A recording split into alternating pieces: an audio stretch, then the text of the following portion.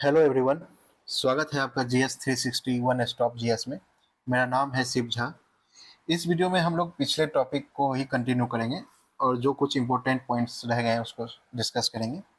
Impeachment लाया क्यों जा सकता है, इम्पीचमेंट हटाने का कोई कारण तो होगा।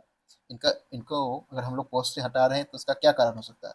उसका एक ही ग्राउंड हो सकता है, वायलेशन ऑफ द कॉन्स्टिट्यूशन। अगर इन्होंने कॉन्स्टिट्यूशन का वायलेशन किया है तो इनको इनके पोस्ट से इम्पीच कर सकता है। कौन इम्पीच करेगा? तो लोकसभा और राज्यसभा मिलकर करेगा। ध्यान रखिएगा कि एमएलए जो होते हैं, जो अलग अलग स्टेट के एमएलए होते हैं, वो भाग तो लेते हैं इनको इलेक्शन इलेक्ट करने में, लेकिन इम्पीच करने में उनका कोई रोल नहीं होता है। उसमें लोकसभा और राज्यसभा होता है। या तो लोकसभा या राज्यसभा किसी भी घर में इनको हटाने का इनिशिएशन किया जा सकता है, लेकिन उसका एक ही शर्त है कि कम से कम 1/4 ऑफ इट्स मेंबर जो होता है उनको साइन करके पहले अपने चेयरमैन को या अपने स्पीकर को, स्पीकर जो होते हैं वो लोकसभा में होते हैं और चेयरमैन जो होते हैं वो राज्यसभा में होते हैं। आप लोगों को पता होगा वाइस प्रेसिडेंट जो होते हैं वो चेयरमैन होते हैं राज्यसभा के। अगर उन्होंने एक्सेप्ट कर लिया, 1/4 मेंबर का साइन किया गया हुआ, तो आगे का प्रोसेस होगा। आगे का प्रोसेस क्या होगा? 14 डेज जो है पहले नोटिस दिया जाएगा प्रेसिडेंट को कि आप अपना बात रख सकते हैं, आप रिप्रेजेंटेशन आपको मिलेगा। फिर जो है रिजोल्यूशन पास होगा, वोटिंग होगा। और वोटिंग का जो ये शर्त है कि 2/3 majority of total membership of the house, total membership of the house का जो है 2/3 रहना चाहिए। मान लीजिए कि 100 है टोटल मेंबरशिप, कोई एब्सेंट है, कौन वोट कर रहा है, इस सबसे कोई मतलब नहीं है। 100 का 2/3, इतना कम से कम लोग का वोटिंग रहेगा तभी इनको हटाया जा सकता है। अगर एक घर से ये पास हो गया इतना मेजोरिटी से, फिर सेकेंड हाउस में जाएगा और सेकेंड घर में भी अगर ये पास हो गया तो प्रेसिडेंट को रिजाइन देना पड़ेगा, उनको हटना पड़ेगा। ठीक है। अब देखते हैं हम लोग कुछ इंपॉर्टेंट पावर्स, प्रेसिडेंट के पास क्या क्या पावर्स होते हैं। इसमें जो है क्या क्या पावर होते हैं? पहला होता है एग्जीक्यूटिव पावर, दूसरा होता है इमरजेंसी पावर, एक होता है लेजिस्लेटिव पावर और एक जुडिशियल पावर। अब इसको हम लोग समझने का कोशिश करते हैं एक एक करके कि ये होता क्या है।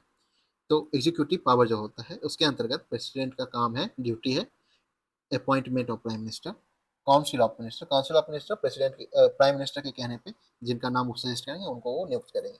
फिर गवर्नर हो गया, जजेज ऑफ सुप्रीम कोर्ट हो गया, हाई कोर्ट हो गया, अटॉर्नी जनरल हो गया, सीएजी हो गया, कॉन्स्टिट्यूशनल अथॉरिटी हो गया। ये सारे चीज लोगों को ये क्या करते हैं? अपॉइंट करते हैं। फिर इनका इमरजेंसी पावर देखते हैं। इमरजेंसी जब देखिए एक अपने आप में एक चैप्टर है जिसको हम लोग अलग से करेंगे क्योंकि यहाँ से क्वेश्चन आने का चांस रहेगा। लेकिन अभी हम एज अ होल कर रहे हैं तो आपको बस थोड़ा सा इसका आइडिया दे देते हैं। इमरजेंसी पावर होता है वो तीन तरह का इमरजेंसी होता है, जैसे आप लोगों को पता होगा। तो पहला इमरजेंसी नेशनल इमरजेंसी होता है, वो आर्टिकल 352 के अंतर्गत होता है।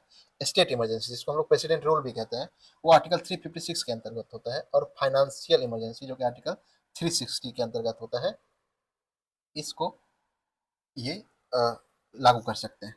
लेकिन आपको पता होगा कि प्रेसिडेंट कोई भी चीज़ जो करेंगे तो काउंसिल ऑफ मिनिस्टर से पूछ के ही करेंगे, है ना। तो वो चीज़ हम लोग आगे पढ़ेंगे, जब काउंसिल ऑफ मिनिस्टर पढ़ेंगे तो कि इनका काम क्या होता है।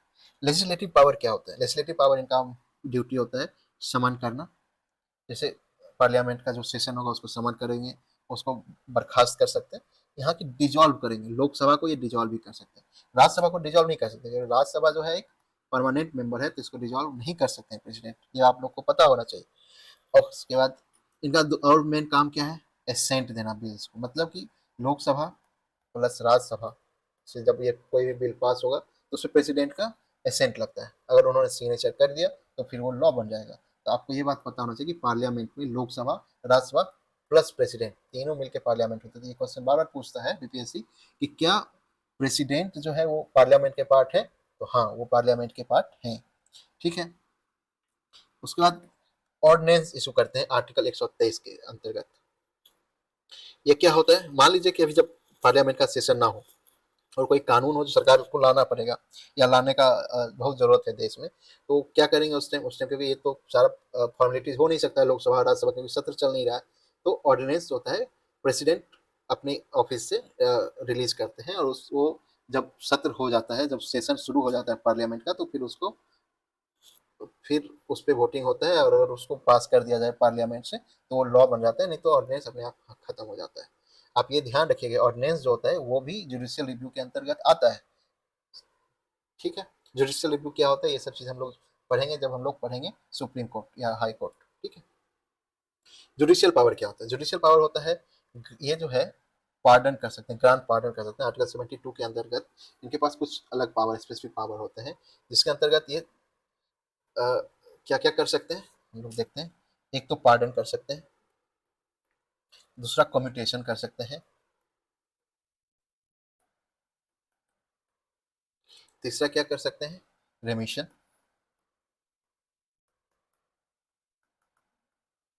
रेमिशन कर सकते हैं, रिस्पाइट कर सकते हैं और डिप्राइव कर सकते हैं। होता क्या है, पार्डन का मतलब ये हुआ कि कोई भी सेंटेंस उनको मिला है, चाहे डेथ ही सेंटेंस क्यों ना हो, उसको डायरेक्ट बंद खरा ये कर सकते हैं, डायरेक्ट माफी मिल गया, कोई भी चीज़ आपको नहीं चाहिए। कम्यूटेशन होता है कि जैसे डेथ पेनल्टी है तो उसको लाइफ इम्प्रिजनमेंट में चेंज कर देना, थोड़ा लेसर कर देना। रेमिशन हो गया, नेचर तो सेम ही रहेगा जो आपको मिला है सेंटेंस, लेकिन उसको थोड़ा कम कर सकते हैं। जैसे मान लीजिए 10 साल का सजा मिला है तो उसको 5 साल कर सकते हैं।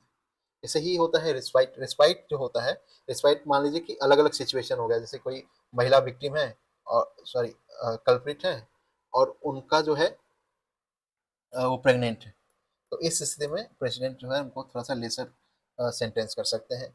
ऐसे ही रिप्राइव होता है। रिप्राइव होता है, मान लीजिए कि कोई आदमी को डेथ सेंटेंस मिल गया है और उसका डेट फिक्स हो गया है, तो वो प्रेसिडेंट से रिप्राइव करवाता है कि मुझे और टाइम चाहिए और मैं प्रेसिडेंट ऑफिस में इसके लिए अप्लाई करूं कि मुझे माफ किया जा सके, है ना, इसके लिए रिप्राइव होता है। चलिए आगे बढ़ते हैं। एक और इम्पोर्टेंट चीज है कि आर्टिकल 143 इसके अंतर्गत जो होता है, सुप्रीम कोर्ट को ये एडवाइजरी ओपिनियन के लिए पूछते हैं। तो ये दो टाइप का होता है। मान लीजिए कि कोई ऐसा डिस्प्यूट हुआ जो प्री कॉन्स्टिट्यूशनल हो, तो उसमें सुप्रीम कोर्ट को जो है एडवाइस देना ही देना पड़ेगा। और एक ऐसे कि कॉन्स्टिट्यूशनल एडवाइस है जो कि अभी अभी डिस्प्यूट अराइज हुआ है, तो उसमें जो सुप्रीम कोर्ट है वो मना भी कर सकता है कि हम अभी इस पर एडवाइस नहीं देंगे, है ना। लेकिन इसमें सबसे इम्पोर्टेंट बात यह है कि सुप्रीम कोर्ट कोई भी एडवाइस देगा, वो जो है प्रेसिडेंट के ऊपर कंपल्सन नहीं है कि उसको माने ही, उनका मन है, उनको मानना है तो माने, नहीं मानना है तो नहीं माने। इसका आर्टिकल बहुत इंपॉर्टेंट है, याद रखिएगा, ठीक है। और इसको सुप्रीम कोर्ट मना भी कर सकता है। अब हम लोग देखते हैं वीटो पावर।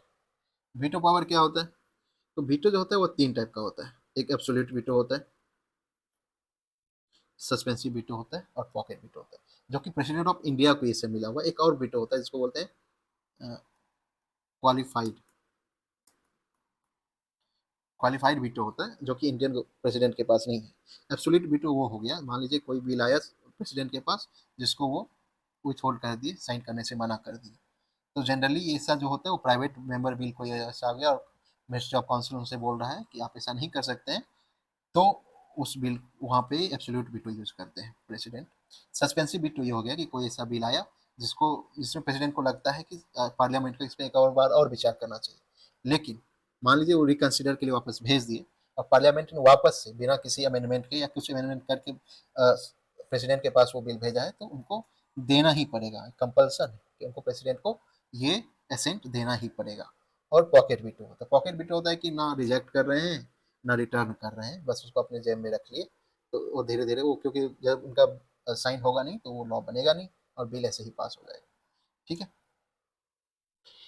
तो चलिए, जो भी इम्पोर्टेंट पॉइंट्स था वो हमने कवर कर लिया प्रेसिडेंट का।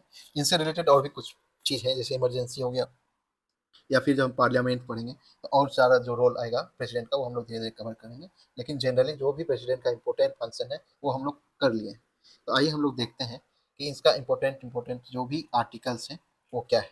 इसका मैं ये बोलूँगा कि आप लोग इसका एक स्क्रीनशॉट ले लीजिए और इसको बस याद कर लीजिए, है ना, क्योंकि बाकी चीज़ आपको समझ में आ गया होगा। ऐसे ही ये जो हमने कुछ क्वेश्चंस डाले हैं कि आपको ये बताने के लिए कि बीपीएससी यहाँ से क्वेश्चन पूछती है। इस तरह से हमने प्रेसिडेंट से रिलेटेड जो भी इंपॉर्टेंट पॉइंट्स हैं जो इस एग्जाम के लिए उपयोगी होगा उसको आज हमने कवर कर लिया है 2 वीडियो में। और आपने पहली वीडियो नहीं देखी है तो पहले उसको देखें। और आपको ये वीडियो कैसी लगी अपनी राय कमेंट बॉक्स में लिखिए। और GS 360 वन स्टॉप GS को लाइक कीजिए, सब्सक्राइब कीजिए। धन्यवाद।